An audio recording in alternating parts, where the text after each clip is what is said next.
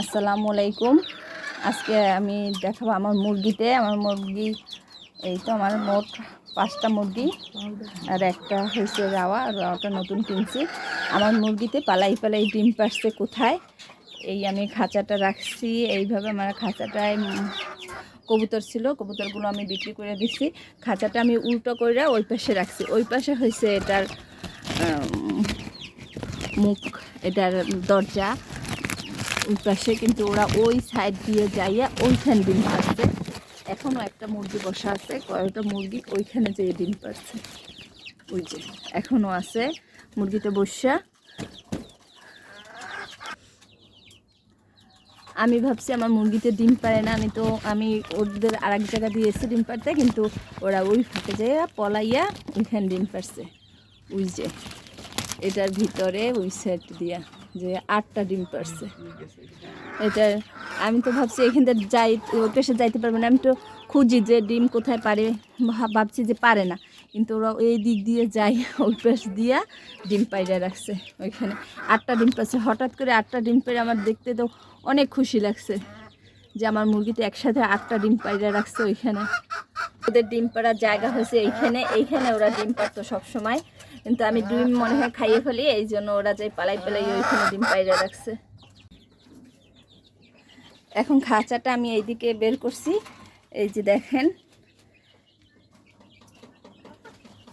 এই যে এইখানে আমি ভাবছি যে 8টা ডিম, আমি বাহিরে দেখছি 8টা ডিম।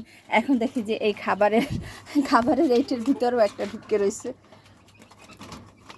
বেরও করতে পারি না।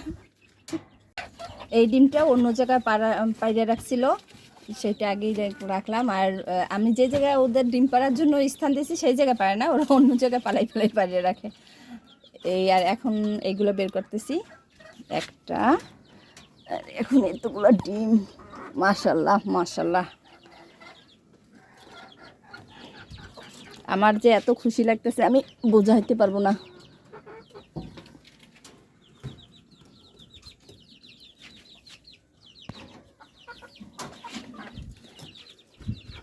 এই যে 10টা দেশি মুরগির ডিম, মাশাল্লাহ। আল্লাহ পাকের কাছে লাখ লাখ শুক্রিয়া যে ওরা পালাই পারছে দেখে আমি একসাথে নিতে পারতেছি না। হয়তো আমি প্রতিদিন 2টা 4টা নিতাম, কিন্তু এখন একসাথে এতগুলো নিতে পারতেছি, আমার খুবই ভালো লাগতেছে। আমি ওদেরকে আমার গাছের লাউ পাতা খেতে দিই, ওরা খুব খুশি হয়ে এই লাউ পাতা খায়। এই লাউ পাতায় তো অনেক ভিটামিন আছে, সেই জন্য ওরা মাশাল্লাহ দিলে অনেক ডিম পারে। ওরা খুব খুশি হয় এই লাউ পাতা খেতে দিলে।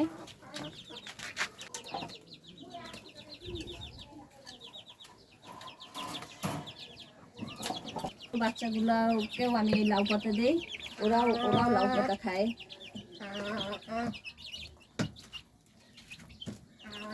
এরা পুঁই শাক, লাউ শাক, পুঁই শাকটা দিলে একদম বেশি খুশি হয়, আর এই লাউ শাক দিলেও ওরা লাউ শাকটা খায়।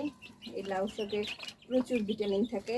আমি ওই যে পাতাগুলো বুড়ো হয়ে গেছে সেই পাতাগুলো আমি ছিঁড়ে ছিঁড়ে ওদের খাইতে দিই, একদম খাইয়ে ওরা শেষ করেই ফেলে। এই খাওয়া গল্প শুরু করছে, কয়েকজন আসে নাই, কিন্তু আসলে খাইয়ে ওরা একদম শেষ করে ফেলায়।